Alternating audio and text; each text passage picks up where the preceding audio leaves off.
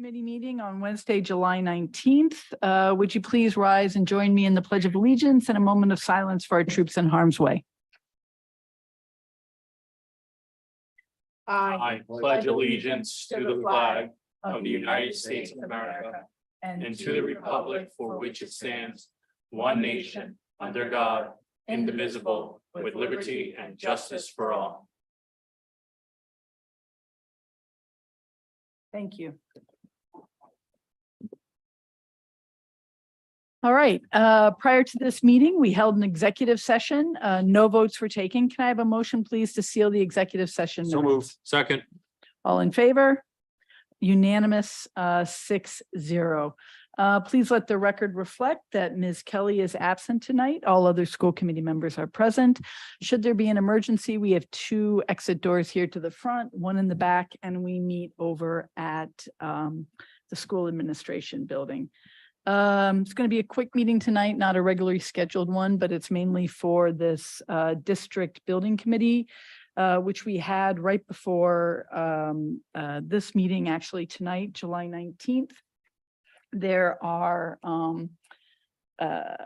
3 items, A, B, and C, on the agenda that will be talked about in more detail when we get to those for your approval and consideration tonight. The only other thing from the district building committee was an overview of all the construction projects and a moving of our next meeting, which is August 16th to August 21st, because the 16th meeting conflicted with the admin building. Let me just check with the Tuesday. No, it's a Monday. This is a district building committee. It will be on a Monday. Let me just check with the superintendent. Did you want an overview of where the construction project stood as part of this subcommittee report? In which case I'll turn it over to Mr. Diro. Like currently this. Yeah, because that was part of the district building committee.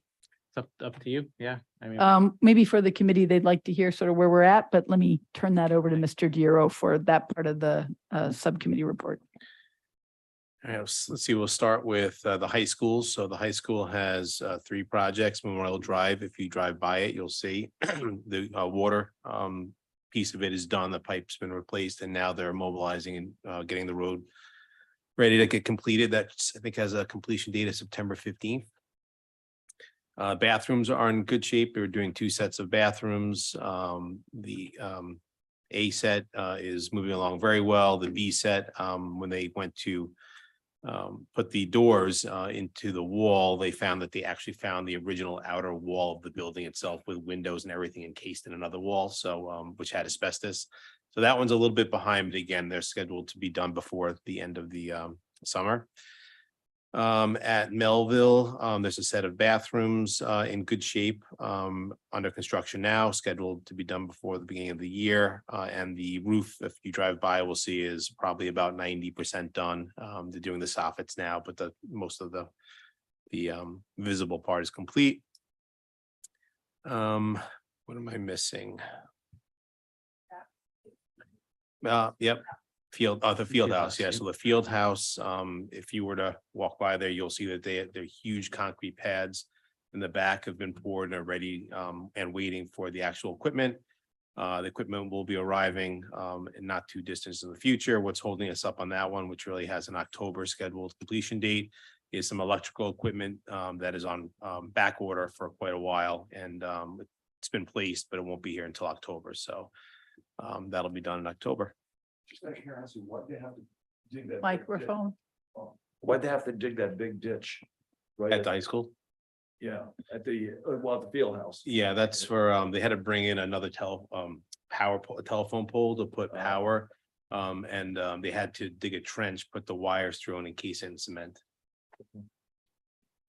I have here the agenda from that, which after we go through the business items, I'll pass around because it has some pictures of the construction in here. So, but the good news is everything looks to be fairly on track with Yes. a completion date before school starts at this point. So probably about another week or 2 as well. Dr. Coleman will send out like a midsummer update on where we stand with the projects. great. Thank you both for that. Moving on to public comment, seeing none. May I have approval for school committee minutes, please, of June 23rd exec and June 23rd regular meeting? I move for the approval of the school committee meeting minutes of June 23rd and the executive session meeting minutes of June 23rd. Second. All in favor? Unanimous 6-0. Moving on to business, we have business A. Can I have a motion, please? I move for discussion and action on the Hathaway School HVAC and electrical upgrade. Second. This was one of the items talked about at the district building committee, and I'll turn it over to Mr. Giro for the details. Sure. So items A, B, and C, everything you'll see tonight that we're recommending that you approve is everything we discussed at the last meeting. So where we showed you all the budgets and all the plans. So this is consistent with all of that. So we wanted to make sure we walked you through that. So when we asked you for approval tonight, you had a background on that. Also, all three items tonight were voted unanimously out of the building committee for recommendation for tonight. So the Hathaway electrical upgrade and HVAC project had two bidders. Albor Construction Corporation was the low bidder for the base at $4,389,000. As you probably remember from last meeting, we're only recommending the base bid. So that is recommending that you award the contract to Albor Construction Corporation for $4,389,000. Base bid being all classrooms. All classrooms. And some of the areas that are not being done already have air conditioning, like window units and that type of thing, but we're not replacing it with an HVAC system. Mhm. Questions? All right. And the idea of approving all these tonight for the special meeting was because there's quite a lag time in terms of ordering parts and getting them in place so that they'll be ready for next summer. These are not this summer construction. Yes, this is all next summer. All right, all in favor? Unanimous, any opposed? Unanimous, 6-0. Business B, I move please. for discussion and action on the Hathaway School new elevator installation. Second. For this one, we had 5 bids come in. Very happy about that. The low bid was Tower Construction Corporation at $887,000. So recommending that you approve contract award to Tower Construction Corporation for $887,000. Again, this so early because this is a 6 to 9 month lead time minimum for the elevator. That's an incredible overage versus the original budget. I mean, it's just staggering, really. Yeah, I know. I heard the fellow from Peregrine mention the reasons for the HVAC, because that's apparently statewide, everybody's having difficulty, but the elevator just strikes me as a more standard sort of thing. It's just. Yeah, this elevator's on the outside of the building. I don't think there's any doubt that it was probably under budgeted during stage 2 for Yeah. sure, but of course, that combined with the inflation, a lot of electrical didn't help, but it was under budgeted. We have to move drainage as well, right? That might not have come up Yes. when it was first designed. Seeing no further questions, all in favor? Any opposed? Unanimous 6-0. Motion please for business C. Move for discussion and action on the Millville School HVAC and electrical upgrade. Second. So we had the same 2 bidders for Melville that we did for Hathaway, and so we're recommending tonight the award the base bid only to Albor Construction Corporation for $4,494,000.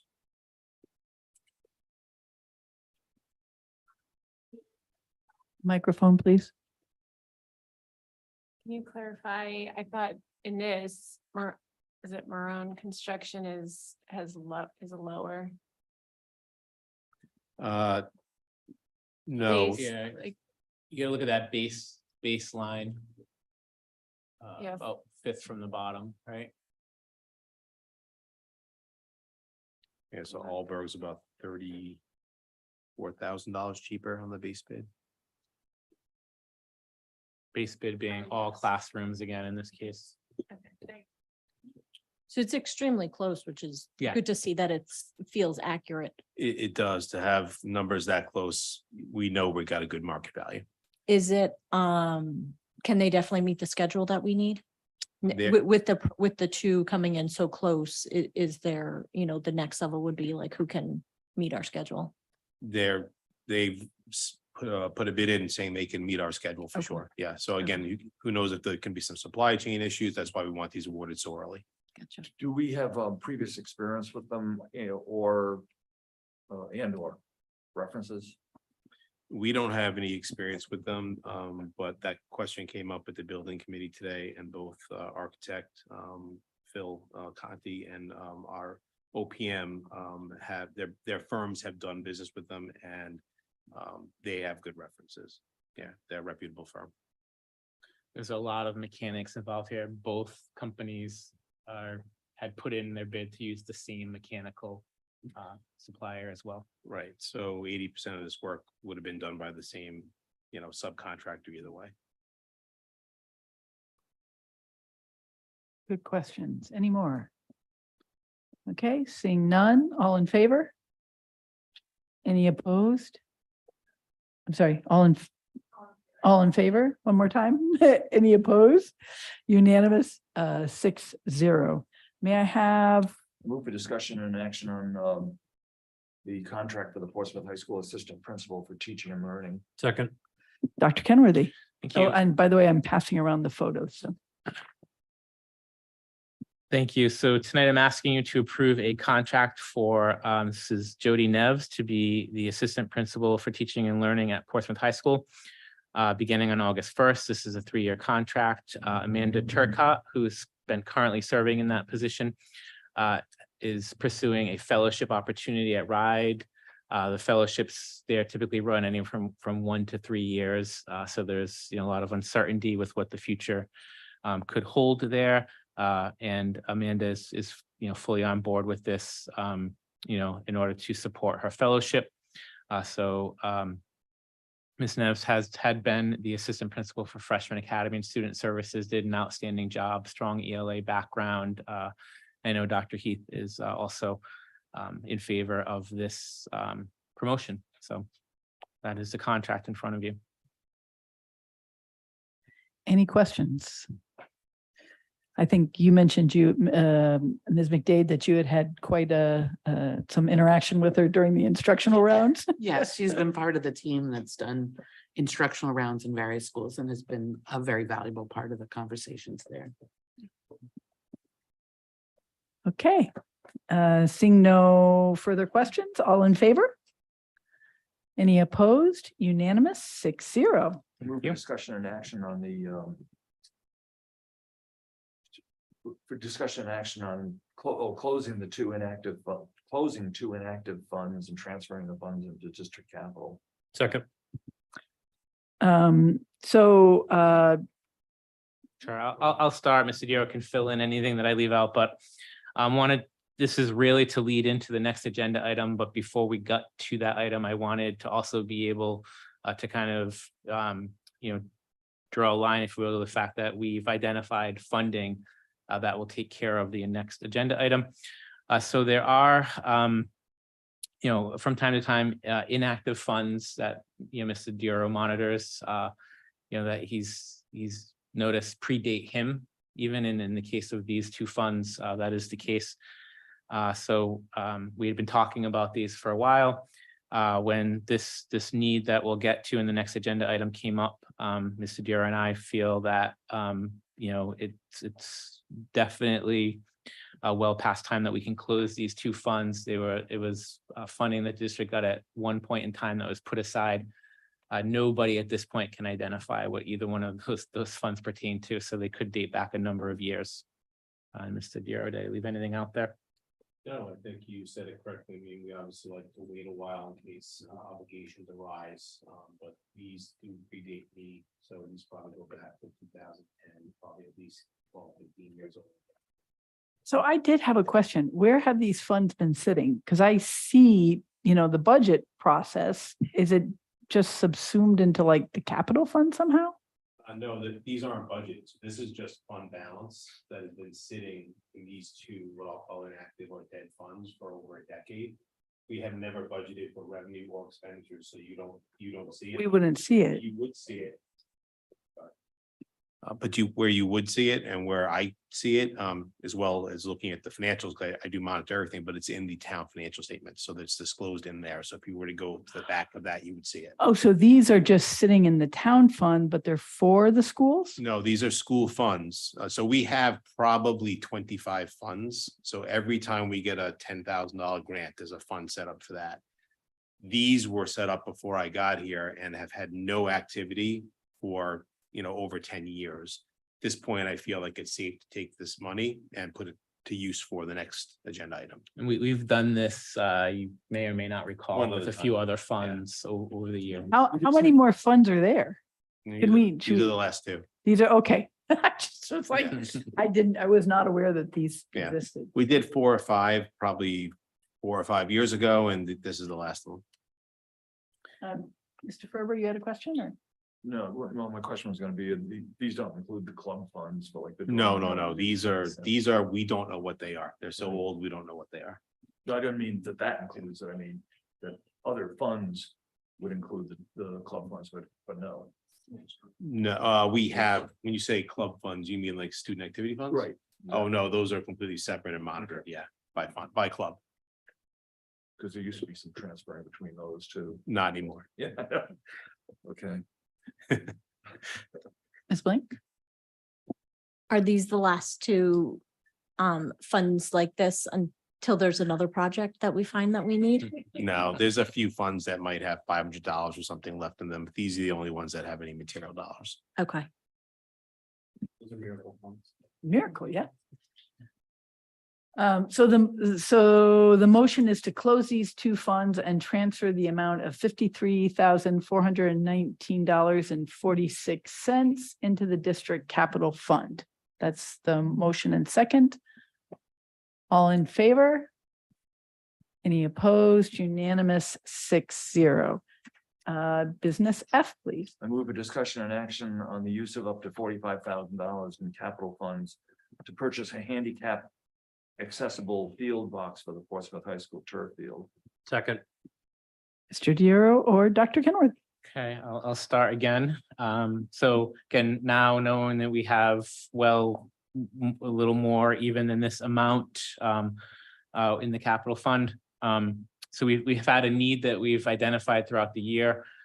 So our WPHS Live sports broadcasting program, which is part of our video production CTE program, but has just grown leaps and bounds over the years. Mr. Costa is very involved with that as well. So they do typically film and there's play-by-play announcing as many home games as they can for every sporting event. So when it comes to the turf field, which obviously in the fall is football, soccer, spring, boys and girls lacrosse. The ideal place to do that is our press box. We do have a student currently in a wheelchair in that program. We could have others at any point in time. So this year in particular, it really became an issue because our press box is not handicapped accessible. So they made do throughout this past year and did as much as they could at field level while we explored options. So we've looked at every feasible option at this point. Based on the design of our current press box, it'd be a whole new design. We can't get a ramp or a lift to it in the current design. It's probably also isn't quite big enough when all is said and done. We looked at another option of going over to the baseball field where the backstop press box is there and looking to possibly carve out a window that could oversee the turf field. If you can picture where that is, again, when you're trying to factor in getting, a lift or a ramp up to that location, both of those other projects were would have been in the hundreds of thousands. So we've identified another option, which Mr. Costa is confident can work as well. This is a portable unit So it'll sit at field level, but we can move it around to where we need it to be and sits a little bit elevated off field level, but is also a lot, safer and more secure than the setups that they had to resort to this past year. So this doesn't put the disabled person in the announcer's box.